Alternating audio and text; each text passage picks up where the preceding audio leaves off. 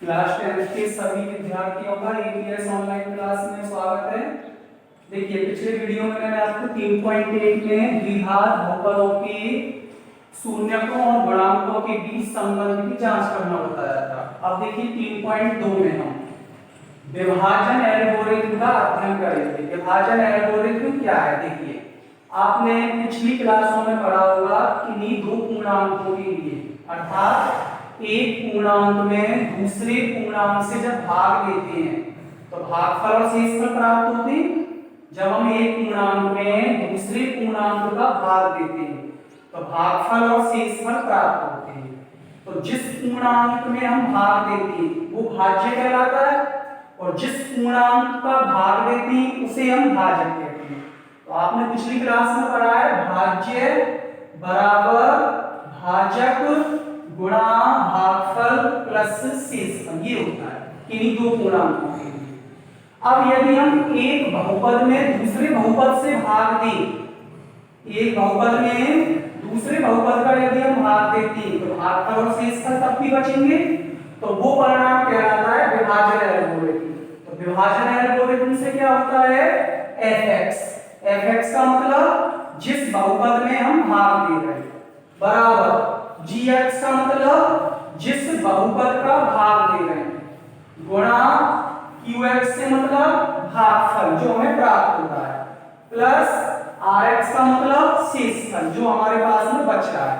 तो जब हम दो बहुपदों के लिए इस बात का अध्ययन करते हैं तो ये विभाजन एल्गोरिथम कहलाता है। अर्थात जब हम एक बहुपद में दूसरे बहुपद का भाग देते हैं तो जो हमें प्राप्त होता है भागफल और शेषफल, उसे हम कहते हैं विभाजन एल्गोरिथम। और इसका दूसरा नाम है कलन विधि। इसको हम कलन विधि भी कहते हैं।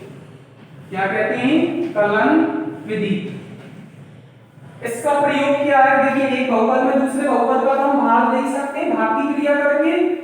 इसका प्रयोग एक तो जांच करने में काम आएगा विभाजन एल्गोरिथम का कि हमने जो भागफल और शेषफल निकाले हैं वो हमारे सही है या नहीं है। सबसे पहली बात किसमें काम आएगा? जांच करने में। बोर्ड के प्रश्नों में अधिकतर पूछा जाता है कि भागफल और शेषफल ज्ञात कीजिए और विभाजन एल्गोरिथम की सत्यता की जांच कीजिए। ठीक है। इसके अलावा और किसमें काम आएगा ये?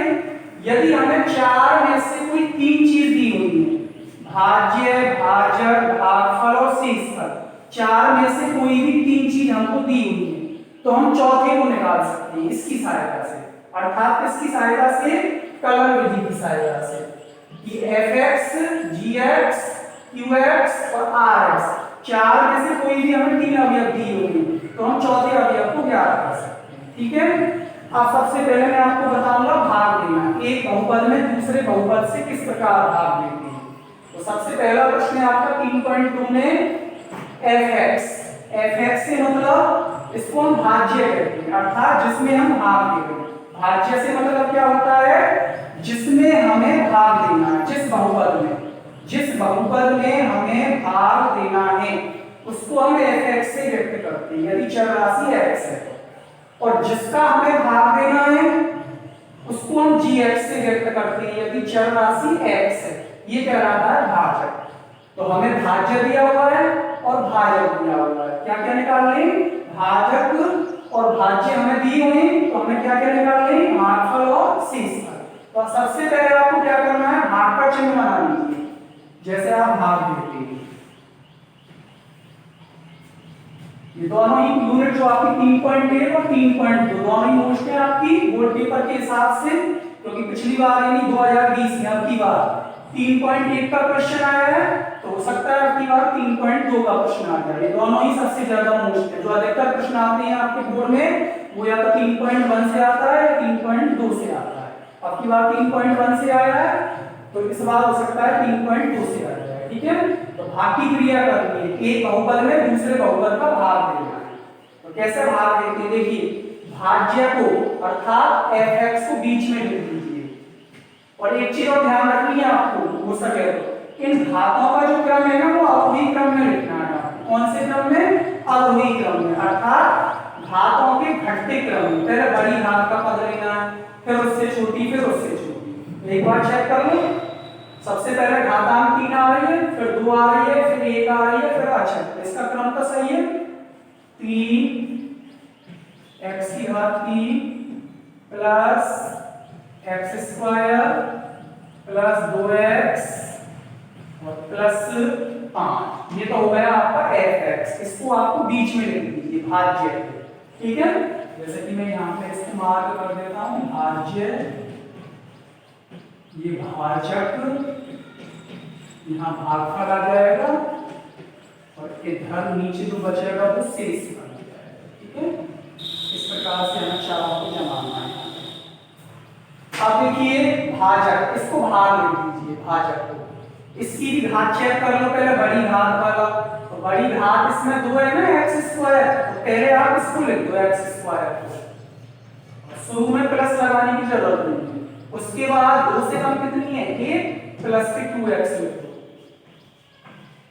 और सबसे कम कितनी है अचर में होती है 0 प्लस 1। एक चीज का ध्यान रखें, क्रम को बदल लें, यदि घातों का घटता क्रम नहीं है, क्रम सही है तो कोई दिक्कत ही नहीं है, तो ये fx का क्रम हमारा सही था, और gx का जो क्रम है वो हमारा यहाँ पे सही नहीं था, अर्थात पहले छोटी घात आ रही थी, फिर उससे बड़ी आ रही थी, फिर उससे बड़ी, लेकिन हमें क्या सा क्रम लेना है, पहले सबसे बड़ी, फिर उससे छोटी, फिर उससे छोटी। अब देखिए, अब आप पूर्णांकों का भाग देना तो जानते ही हैं, संख्याओं का भाग देना। एक बहुपद में दूसरे बहुपद का भाग किस प्रकार से देते हैं, एक बार ध्यान से समझ लीजिए। देखिए इधर लाइन खींच लो, रफ्तार करेंगे यहाँ पे। आपको कुछ नहीं करना है, पहला पद भाज्य का लेना है। सबसे पहले पहला पद भाज्य का कौन सा है, 3x की घात 3, कोई दिक्कत नहीं है, बटे लगा दो, और पहला पद आपको भाजक का लेना है, कितना है x स्क्वायर। अब आप समझ रहे होंगे, सबसे पहले जब हम एक बहुपद में दूसरे बहुपद से भाग देते हैं तो पहले पद में पहले पद का भाग लीजिए, तो जिससे हमको भागफल का पहला पद प्राप्त हो जाएगा।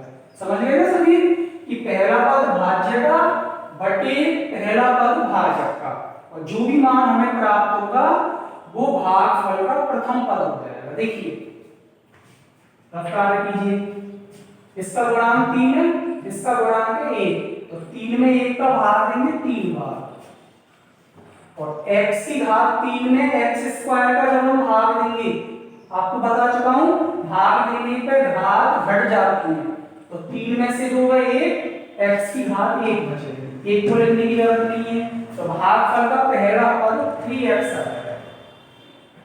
कोई दिक्कत नहीं है आपको इसमें। देखिए पहले पद में पहले पद का भाग देना है, 3x की घात 3 बटे x स्क्वायर, इसका गुणांक 3 है, इसका गुणांक 1 है, तो 3 ने 1 का भाग दिया 3, अब चलो में भाग दीजिए x की घात 3 बटे x स्क्वायर, तो भाग देने पे जो चरों में जब हम भाग देते हैं तो उसमें जो है भाग घट जाते हैं, 3 में से 2 गए 1, x की घात 1, तो भागफल का पहला पद आपका 3x आ जाएगा, ठीक है।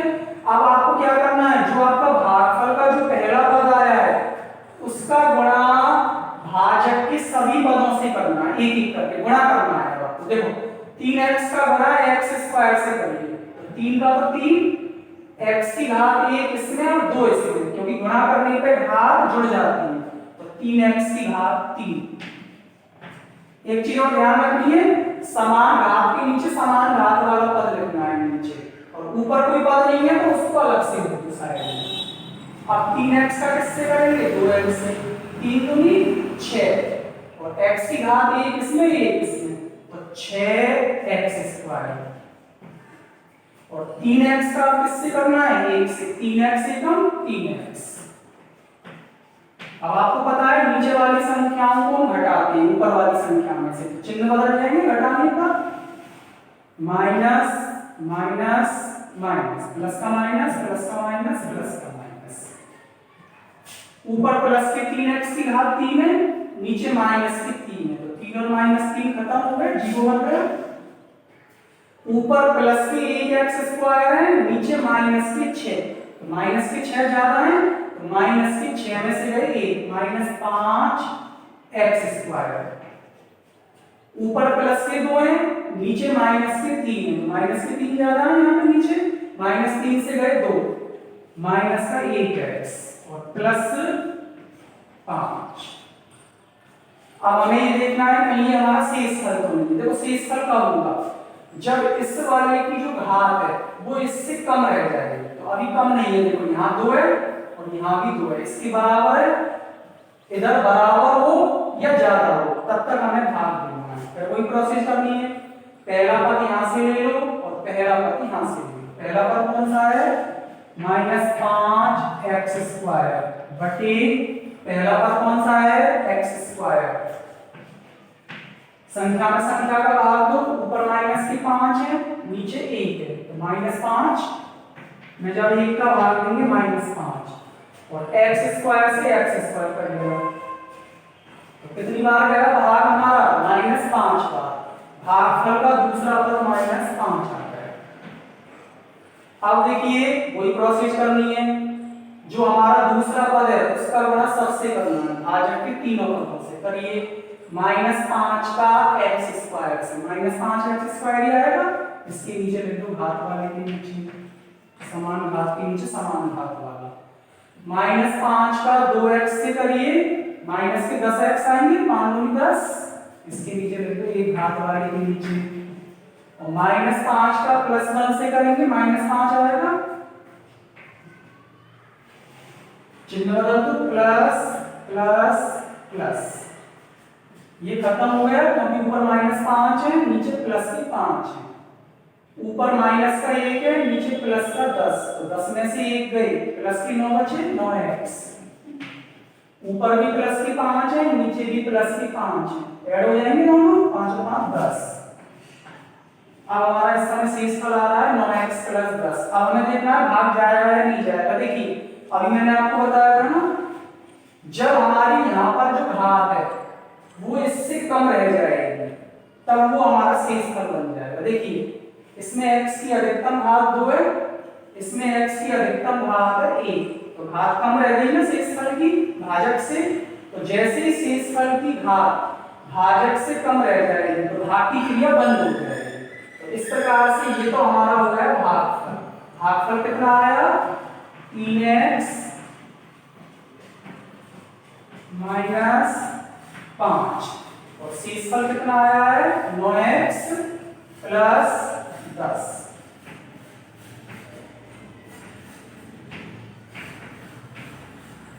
एक बार दोबारा समझ लीजिए। देखिए fx दिया हुआ है, fx से मतलब मैंने आपको बताया था भाज्य, जिसमें हमें भाग देना है, जिस बहुपद में।